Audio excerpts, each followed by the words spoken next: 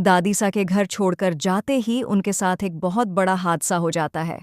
जी हाँ दोस्तों, यह रिश्ता क्या कहलाता है कि आने वाले एपिसोड्स में दर्शक एक ऐसा मोड़ देखने वाले हैं जो पूरे परिवार की जिंदगी बदल कर रख देगा। घर के भीतर कई दिनों से चल रहा झगड़ा अब इतना बढ़ चुका है कि दादीसा खुद को बिल्कुल अकेला महसूस करने लगती हैं और दुखी होकर घर छोड़ देती हैं। उन्हें लगता है कि उनकी वजह से घर में तनाव बढ़ रहा है, इसलिए चुपचाप निकल जाना ही बेहतर होगा। लेकिन दादीसा को यह पता नहीं होता कि उनके पीछे पीछे अभिरा भी घर से निकल चुकी है। अभिरा को महसूस होता है कि दादीसा का इस हालत में अकेले जाना बहुत खतरनाक हो सकता है, इसलिए वह उन्हें ढूंढने निकल जाती है। वह पूरी कोशिश करती है कि किसी तरह दादीसा को समझा सके, लेकिन दादीसा उनसे दूर जा चुकी होती हैं। कहानी में दिल दहला देने वाला ट्विस्ट तब आता है जब अभिरा को अचानक सड़क किनारे भीड़ दिखाई देती है। वह घबराकर वहां पहुंचती है और दादीसा को सड़क पर बेहोश पड़ी देखती है। उनका गंभीर एक्सीडेंट हो चुका होता है, सिर से खून बह रहा होता है और उनकी हालत बहुत खराब होती है।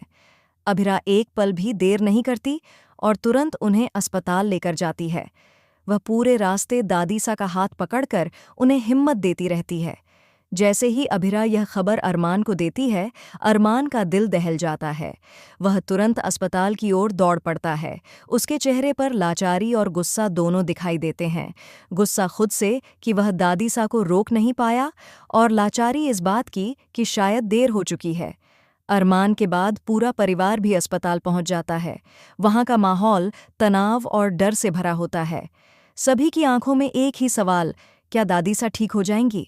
अरमान दुखी होकर कहता है, दादीसा आज हमारी लापरवाही की वजह से इस हालत में है।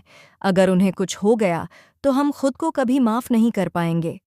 परिवार के सभी लोगों को एहसास होता है कि पिछले कई दिनों से उनके आपसी झगड़ों ने दादीसा के दिल को कितना तोड़ा है। काजल को भी ग्लानि होती है कि उसने अपनी मां की भावनाओं को समझने में देर कर दी। विद्या की आंखों से भी आंसू रुक नहीं पाते। दादीसा को इस हालत में देख पूरा परिवार टूट जाता है। उधर तान्या अपने मन ही मन निराश होती है। उसका पूरा प्लान इस झगड़े को और बढ़ाने का था, ताकि परिवार अलग अलग हिस्सों में बंट जाए।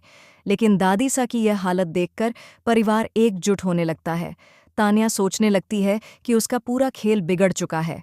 उसे उम्मीद थी कि यह विवाद इतना बढ़ जाएगा कि पोतदार और बंसल परिवार एक दूसरे से पूरी तरह अलग हो जाएंगे, लेकिन दादीसा के हादसे ने सबको एक कर दिया।